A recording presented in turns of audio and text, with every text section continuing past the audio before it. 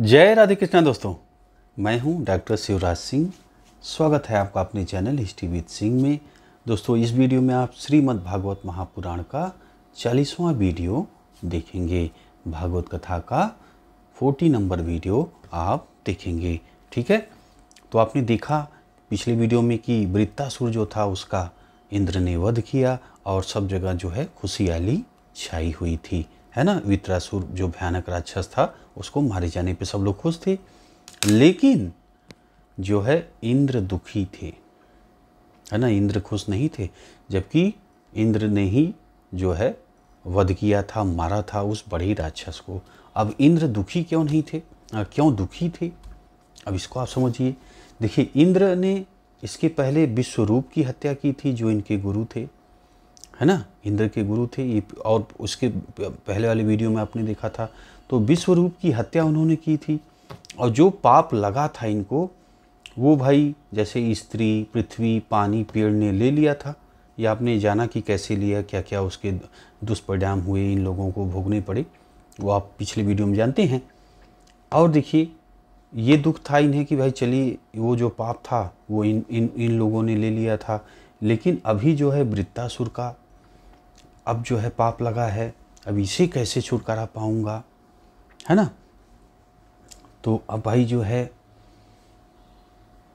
अब ये जो सोचते सोचते और इनके पीछे जो है, जब ये टहल रहे थे तो इनके पीछे जो है एक पाप उनके पीछे पीछे चलने लगता है। और पाप का ऐसा इसमें वर्णन है कि पाप जो है एक बाल बिखराए हुए बुढ़िया औरत है ना। और पूरा जो है जो एक रहता है ना अपशकुन टाइप का, वो जो है पीछे चल रही थी और भयावह वो जो है लग रही थी। और ये सब देख करके उनके पीछे पीछे जब इंद्र के चल रही थी पाप जो था, तो इंद्र जो है वहाँ से निकल जाते हैं, स्वर्ग छोड़ देते हैं और जाते हैं मानसरोवर में, कमल में छुप जाते हैं, है ना। और 1000 वर्षों तक वहाँ पर रहते हैं। तो अब भाई जब ये देखते हैं कि छुपे हुए हैं, 1000 वर्ष बीत गए हैं, तब जो महर्षि लोग थे वो पहुँचते हैं इनके पास और कहते हैं कि भाई ऐसा है, आप जो है इस तरह काम नहीं चलेगा। आपको अगर पापों से, जो आपने पाप किया है उससे छुटकारा पाना है, तो आप जो है अश्वमेध यज्ञ करिए, है ना, और भगवान का भजन कीर्तन कराइए। ठीक है, तब जो है, और इस अश्वमेध यज्ञ के द्वारा परमात्मा नारायण की आराधना करने पर जो है आप सारे विश्व की हत्या के पाप से छुटकारा पा जाएंगे, है ना। ये जो है महर्षि बता रहे हैं इंद्र को। और देखिए क्या बता रहे हैं कि भगवान का जो कीर्तन करने से, भजन करने से ब्राह्मण, पिता, गाय, माता, आचार्य की हत्या करने वाले बड़े बड़े पापी, चांडाल, कसाई आदि तुरंत शुद्ध हो जाते हैं, है ना। जो भजन भगवान का कीर्तन करता है शुद्ध मन से। और देखिए उसके बाद पाप से, भय के कारण भाई अब जो 1000 तक छुपे हुए थे इंद्र, जाकर के मानसरोवर में, फिर वहाँ से, अच्छा जब इंद्र नहीं थे तो उस समय कौन था, वो स्वर्ग में कौन शासन कर रहा था, तो देखिए नहुष नाम की जो था उसका, उसने जब इंद्र नहीं थे तो वो शासन कर रहा था। अच्छा, वो जब शासन कर रहा था तो ये बहुत ही भाई तप करने वाला था, तप और जो है योग बल से शासन कर रहा था। लेकिन जो है अब ये भाई सत्ता, देखिए शक्ति और सत्ता सबको जो है क्या कर देती है, मदांध कर देती है। शक्ति को अगर आप कंट्रोल नहीं करेंगे, पैसे को आप कंट्रोल नहीं करेंगे, तो ये क्या करेगा, मदांध कर देगा, अंधा कर देगा आपको, आपकी सोच, आपकी बुद्धि सबको ख़त्म कर देगा। तो यही देखिए जो नहुस थे उनके साथ होता है। धन और ऐश्वर्य के मद में, बुद्धि के मारे जाने के कारण वह इंद्राणी के द्वारा तिर्यक योनि में जा पहुँची। ठीक है, तो तिर्यक योनि यानी जो पशु पक्षियों की योनि थी उसमें जो है वो चले गए, है ना। और देखिए अब क्या होता है, तो भगवान की भक्ति जो है इंद्र करते हैं। और मुनियों ने जैसे बताया था कि भाई आप अश्वमेध यज्ञ को इस तरह करिए, है ना। तो जो है जब करते हैं, इंद्र करते हैं, अश्वमेध यज्ञ करते हैं, भगवान का भक्ति करते हैं, तप करते हैं, तब जा कर के जो है जो इंद्र का पाप था वो खत्म हो जाता है, जो वृत्तासुर का पाप उन पे लगा था वो भी खत्म हो जाता है, और फिर वापस इंद्र स्वर्ग में आ जाते हैं और अपना जो सिंहासन था वो संभाल लेते हैं। ठीक है, तो अब देखिए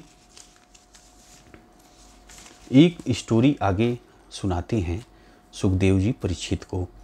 कहते हैं देखिए कि सूरसेन नाम का एक देश था, वहाँ पे चित्रकेतु नाम की एक राजा शासन करते थे। ठीक है, और उनको 1 करोड़ रानी थी। कितनी? 1 करोड़ जो है रानियां थी, है ना। 1 करोड़ इनको रानियां थी। अब देखिए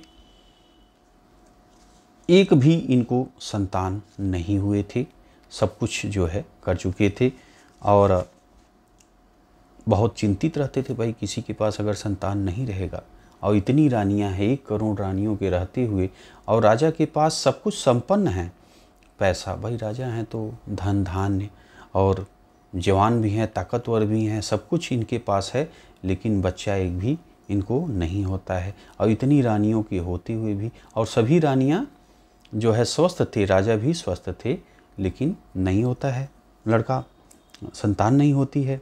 अब ये चिंतित रहते थे, वो हमेशा उदास रहते थे, राजा की इतनी संपत्ति वैभव इतना है, लेकिन फिर भी यार संतान नहीं है, ये सोचते रहते थे बराबर। तो एक दिन ऐसे ही दुख में और सोच में पड़े हुए थे, तो अंगीरा नाम के अंगीरा ऋषि आते हैं। ठीक है, अंगीरा ऋषि आते हैं, तो भाई चित्रकेतु देखते हैं तो इनको प्रणाम करते हैं। अब अपना आदर सत्कार जो है खिलाना पिलाना हो जाता है, फिर अपना खिला पिला के बढ़िया बैठते हैं, बातचीत करते हैं। तो अब पूछते हैं कि भाई राजन और बताओ। फिर जो राजा थे उन्होंने बताया कि आपकी दया से सब कुछ ठीक है, अच्छा है, लेकिन मेरे पास संतान नहीं है ना। इसी का दुख मुझे सताया जा रहा है, सताता रहता है बराबर कि बिना संतान के बताइए, सब सुना है।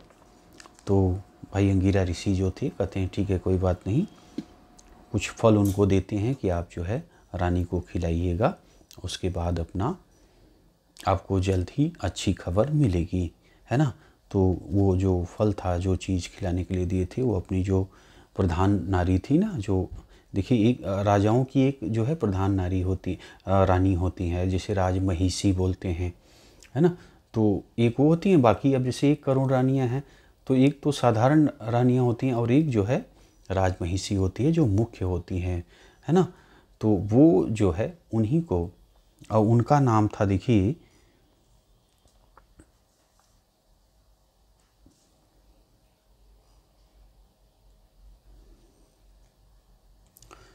तो इनको जो है प्रधान नारी को फल खिलाते हैं, और उसके बाद फिर देखिए एक पुत्र का कुछ दिनों बाद जो है, महीनों बाद एक पुत्र का इनको जन्म होता है ना।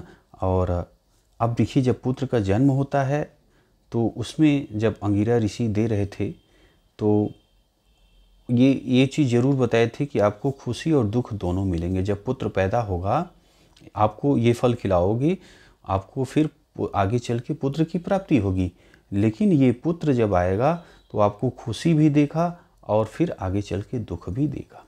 ये बात अंगीरा कहकर अंगीरा ऋषि चले गए थे। ठीक है, तो भाई अब समय आ जाता है, कुछ महीनों बीतते हैं, रानी को जो प्रधान नारी थी, जो राजमहिषी थी, तो उनको भाई फल खिलाए थे, तो उनको जो है पुत्र की प्राप्ति होती है काफ़ी सालों बाद। जब पुत्र होता है रानी को, और भाई और किसी को रानी को नहीं हुआ था, उन्हीं को हुआ था। अब जब पुत्र होता है तो पूरी बहुत ज़्यादा खुश होते हैं, है ना। राजा भी देख करके बहुत खुश होते हैं और सारी प्रजा में जो है खुशी का माहौल बन जाता है। सब लोग मौज मस्ती करने लगते हैं कि भाई राजकुमार आ गए हैं, है ना। अब भाई खूब जो है चित्रकेतु थे राजा, खूब जो है गरीबों को और ब्राह्मणों को, आचार्यों को, है ना, जो भाई प्रजा थी सबको जो है धन दौलत बढ़िया बांटते हैं। और उसके बाद जो है अच्छा, अब जब पुत्र हो गया था रानी को, जो राजमहिषी थी, अब उनको पुत्र हो गया था तो भाई पुत्र को मोह बढ़ गया था राजा का, और जो पुत्र की माँ थी उनके प्रति भी राजा का मोह जो है ज़्यादा था, राजा ज़्यादा प्यार करते थे। ठीक है, तो अब भाई राजा जब ज़्यादा प्यार करते थे तो अब और रानियाँ जो थी, रानी तो 1 करोड़ थी, तो अब राजा जो है वही जो जिनको बालक हुआ था बस उसी को समय ज़्यादा देते थे, उन्हीं को मानते थे। ये देख कर के और रानियाँ जो है जलने लगी, ईर्ष्या करने लगी, है ना। तो उनको जो है दुख भी हो रहा था, ईर्ष्या भी कर रही थी कि बताइए आप मुझको, हम लोगों को मानते नहीं, केवल उन्हीं के पास समय देते हैं, उन्हीं को मानते हैं, है ना। तो ये सब देख करके सभी रानियां जो है ईर्ष्या में जो है और भला बुरा सोचने लगी, है ना। तो अब जो है समय बीतते बीतते वो बहुत ज़्यादा इन लोगों का अंदर ईर्ष्या आ जाती कि नहीं, अब इस बालक की वजह से जो राजा अब हम लोगों को नहीं मानते, इसी को ख़त्म कर देंगे। तो ये रानियां जो थी ये क्या करती हैं कि ये उस जो बालक हुआ था, जन्म लिया था, उसको जहर दे देती हैं और इस जहर से उस बालक की मृत्यु हो जाती है। अब भाई बालक की मृत्यु हो गई, जब माता पिता को पता लगा, राजा को पता लगा, उसकी बालक की माँ को पता लगा, तो भाई एक तो इतने दिन बाद पैदा हुआ था, उसके बाद ऐसी मृत्यु हो जाना तुरंत। अभी तो मैं खिला पिला के सुलाई थी, अभी तो बच्चा मेरा स्वस्थ था, अभी मृत्यु हो गई, तो एकदम जैसे पागल जैसे हो गए थे। भाई किसी का बच्चा है अगर स्वस्थ खेल रहा है और तुरंत मृत्यु हो जाए तो कैसे वो सह पाएगा, है ना। तो इसी में जो है अब वो जो है दोनों एकदम बदहवास हो जाते हैं और पूरे नगर में भी जब फैलती है बात तो सब लोग शोक में उदास हो जाते हैं, बैठ जाते हैं। अब उसके बाद फिर ये जो चित्रकेतु हैं ये परमात्मा को भी भला बुरा बोलते हैं कि आपने बताइए ऐसा कैसे, किस तरह भाई जो बूढ़ा है उसको आप जो है ज़िंदा रखे हैं, बालक को आपने ख़त्म कर दिया, ये कैसा आपका न्याय है, कैसी आपकी सृष्टि है, यही सब बोलते हैं। और अब जो है बिल्कुल बौखला गए थे चित्रकेतु। तभी जो है नारद और महर्षि अंगिरा वहाँ पे आते हैं राजा के महल में। अब देखिए राजा, अब नारद जी जो है राजा को कहते हैं, चित्रकेतु को कहते हैं, जिसके लिए तुम इस तरह रो रहे हो, यह बालक इस समय, इससे पहले और इसके बाद आगामी जन्मों में तुम्हारा कौन था या होगा, और तुम इसके कौन हो। अब देखिए कितना सटीक बात कर रहे हैं। और साथ ये देखिए जो माया का पर्दा आँखों पर है वो हटाने वाला है।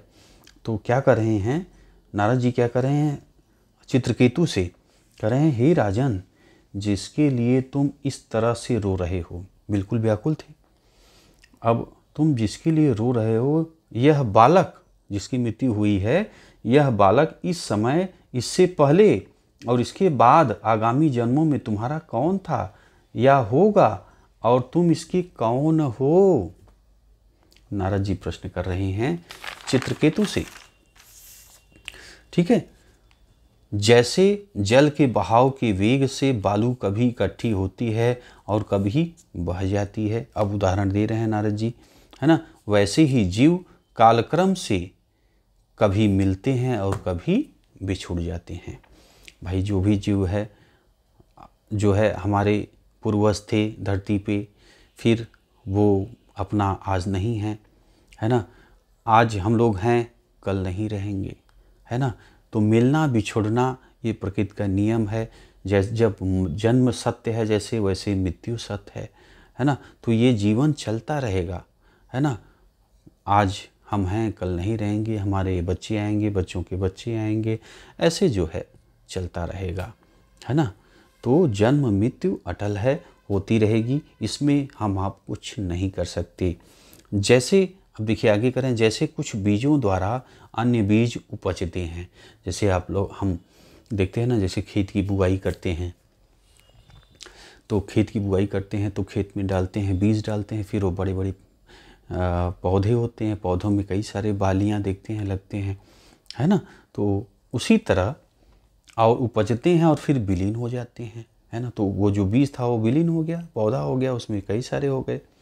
उसी तरह जो है भगवान की माया से प्रेरित कुछ प्राणियों से अन्य प्राणी पैदा होकर खत्म हो जाते हैं। तो भगवान की माया है, भगवान की माया से एक प्राणी से दूसरे प्राणियों का जन्म होता है और ख़त्म होते हैं, ये प्रक्रिया चलती रहती है, सब भगवान की माया से होता है ना। अब ये सब जब उपदेश देते हैं और तो राजा को थोड़ा सा शांत होते हैं, स्थिर करते हैं, है ना। तब भी जो है राजा का मन जो है अब भी बालक के लिए, जो बालक की मृत्यु हुई है उनकी तरफ ही भाग रहा था। अभी भी उसकी जो बॉडी पड़ी हुई थी, बॉडी को हटाया नहीं गया था, बालक को, है ना, अंतिम संस्कार नहीं किया गया था। तो अब भाई जो है जब नारद जी ने देखा कि अब भी समझाने पे राजा का अभी देखिए दिमाग उस बालक पर ही है, बराबर उसको देख रहे हैं, बॉडी को देख रहे हैं, है ना। तब जो है नारद जी अपने योग बल से जो बालक था, जो मरा हुआ था, उसकी जो आत्मा थी उसको बुलाते हैं, है ना। नारद जी बुलाते हैं और उसकी आत्मा जो है आती है, ठीक है। कि अब भाई नारद जी का उद्देश्य था कि ठीक है इनको बुलाएं और जो है ये समझें, तो बुलाते हैं और कि चलिए, और चित्रकेतु से कहते हैं ठीक है आप टेंशन मत लीजिए, घबराइए मत, मैं आपके जो पुत्र है उसको बुलाता हूँ, है ना। तो अब भाई ये राजा भी खुश हो गए, उनकी माता और सब जो है खुश हो गई कि चलिए तो फिर आ जाएंगे, है ना। तो अब भाई उनको बुलाते हैं, उनकी आत्मा को, नारद जी, और जब वो आ जाती हैं तो कहते हैं कि भाई अब जो है आप अपने शरीर में प्रवेश कर जाइए। बालक की जो आत्मा थी उसको कहते हैं कि शरीर में प्रवेश कर जाओ, है ना। तो और अपने भाई जो माता पिता हैं उनको सुख पहुंचाओ, आप अपने शरीर में आओ, है ना। तो अब देखिए जो बालक की मृत्यु हुई थी उसकी आत्मा गई थी, तो आत्मा को बुलाए हैं और आत्मा से बात कर रहे हैं कि भाई अपने शरीर में आ जाओ। अब देखिए जो आत्मा थी, है ना, जो बालक की आत्मा थी गई थी, जो जीव था गया था, अब देखिए वो क्या बोल रहा है ना, बहुत ध्यान से सुनिएगा, बहुत इंपॉर्टेंट चीज़ है। तो क्या कहता है वो जीव, वो आत्मा, मैं अपने कर्मवश देव, मानव और पशु पक्षियों आदि अनेक योनियों में घूमता रहा हूँ, कि मैं केवल एक जन्म नहीं लिया, मैंने देवताओं के भी जो है योनि में गया हूँ, मैं मानव की योनि में गया हूँ, मैं पशु पक्षियों की योनि में रहा हूँ, कई योनियों में रहा हूँ, है ना। उनमें से किस जन्म में मेरे माता पिता हुए ये बताइए, किस जन्म के माता पिता हैं। मैं तो कई, अब देखिए वो आत्मा है, वो शरीर नहीं है। शरीर जो है, जो सामाजिक संबंध है, जो रिलेशन है वो शरीर से है, बनता है, लेकिन शरीर नहीं, वो तो आत्मा है। आत्मा तो स्वतंत्र है ना, वो तो उससे तो किसी का लेना देना है ही नहीं, कोई बंधन नहीं, कुछ नहीं। तो वही कर रही है ये आत्मा, मैंने तो देवताओं की योनि में, मानवों की योनि में, पशु पक्षियों की योनि में, हर जगह हर योनि में मैंने जन्म लिया है। अभी मैं किस माता पिता, मेरे कौन से माता पिता हैं आप ये बताएंगे। अब देखिए अब सब लोग सुन रहे हैं, उनके माता पिता जो वहाँ पे रानियाँ बैठी थी और भी दरबारी गढ़ प्रजा सब बैठी हुई, सब भौचक्के हो रहे हैं, कह रही है क्या बोल रहा है ना। फिर देखिए कह रहे हैं, नित्य और निरहंकारी जीव गर्भ में आकर जब तक शरीर में रहता है तभी तक उस जीव की उस शरीर में ममता रहती है। यह जीव नित्य, अविनाशी और सूक्ष्म अर्थात अजन्मा है। समझ रहे हैं? तो जैसे बच्चा है, वो अपना गर्भ में आया, फिर उसका जन्म हुआ, बड़ा हुआ, तो वो शरीर में जब तक है वो आत्मा, तभी तक उसकी ममता उसके जो माता पिता हैं, रिलेशन में है, तभी तक है। लेकिन जब आत्मा शरीर से निकल गई, तब देखिए क्या है, कोई ममता नहीं, कुछ नहीं, वो तो आत्मा है ना। तो अब ये जीव नित्य है, हमेशा से रहा है। शरीर जैसे भगवान ने कहा है ना गीता में कि जो है, जैसे हम पुराने वस्त्रों को त्याग कर नए वस्त्र धारण करते हैं, वैसे ही आत्मा पुराने शरीर को त्याग कर नए शरीर को धारण करती है। ठीक है? तो अब देखिए उसी तरह ये है। अब देखिए आत्मा जो है, इसका कोई न तो सगा है। अब ये बता रहे हैं, ये जो आपके बालक की आत्मा है वो बता रही है ना, कह रही है कि देखिए जो मैं जीव हूँ, जो मैं आत्मा हूँ, मेरा अब आत्मा का अब इस समय जब शरीर नहीं है, अब मैं आत्मा हूँ, तो मेरा कोई प्रिय नहीं है, मेरा कोई अप्रिय नहीं है, मेरा कोई दुश्मन नहीं, मेरा कोई दोस्त नहीं, मेरा कोई अपना नहीं, कोई पराया नहीं, मेरा कोई हित चाहने वाला नहीं, मेरा कोई अहित चाहने वाला नहीं। मैं स्वतंत्र हूँ, कोई नहीं मेरा रिश्ते में। गुण दोष क्रिया फल को ग्रहण नहीं करता, न मैं गुण को ग्रहण करता हूँ, न दोष को ग्रहण करता हूँ। सदा उदासीन भाव से स्थिर रहता हूँ, है ना। तो अब आत्मा ने क्या बताया, जो जीव अब बालक की बॉडी पड़ी है अभी वहाँ, जो शरीर से आत्मा निकली थी, तो अब देखिए जब आई है तो कह रही है, कौन से माता पिता की आप बात कर रहे हैं? आत्मा बोल रही है, मैंने तो कई जन्म लिए, और इस जन्म में कई मेरे माता पिता देवलोक में अलग थे, मानव लोक में अलग थे, पशु पक्षियों में अलग अलग माता पिता थे। आप किस माता पिता की बात कर रहे हैं? और आत्मा क्या है? कोई आत्मा का सगा नहीं। आत्मा जो है सूक्ष्म है ना। आपने आत्मा के बारे में जो है मैंने भागवत गीता में आपको बताया है कि कैसे आत्मा देखिए कितनी सूक्ष्म होती है ना। और इसको न आग से जल सकती है, न पानी पानी गीला कर सकती है। ये सब जो है मैंने बताया है। आप अगर देखना चाहें तो भागवत गीता का मैंने शॉर्ट्स में एक तरफ से एक तरफ बताया है, आप देखिए।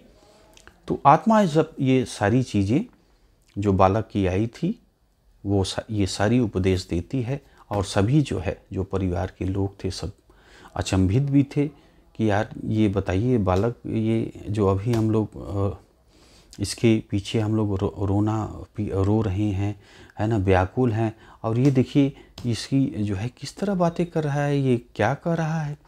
केवल बस अचंभित होकर उसकी बातें सभी लोग सुन रहे हैं, उसके माता पिता सभी। अब देखिए ये सब सारी बातें बता करके जो जीव आया था, जो आत्मा था बालक का, वो चला गया, है ना। जहाँ पे उसको जाना था, जहाँ पे उसकी गति थी, वो चला गया।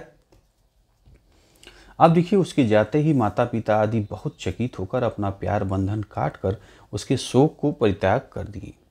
भाई जब वो चला गया तो उनको समझ में आ गया कि भाई आत्मा का कोई नहीं है ना। वो आप देखते हैं एक जन्म के बाद दूसरा जन्म लेती रहती है ना। तो अब इनको समझ में आ गया, तो इन्होंने जो अभी तक रोते बिलख रहे थे वो एकदम शांत हो गए, बिल्कुल समझ गए कि यथार्थ क्या है ना। तो अब जो है देखिए बालक का अंतिम संस्कार कर देते हैं लोग ले जा कर के। और जो रानियां थी, जो भाई पाप किए थे, उसको जहर देकर वो जो है यमुना तट पर जाती हैं, और जो आचार्य होते हैं उनके जैसे जैसे बताते हैं वो कर्मकांड करते हैं और प्रायश्चित करती हैं ये रानियां, ठीक है। और फिर अंगिरा जो मुनि थे, नारद थे, वो अपना ब्रह्मलोक में चले जाते हैं। चित्रकेतु अब जो है उनका मोह माया सब भंग हो गया था।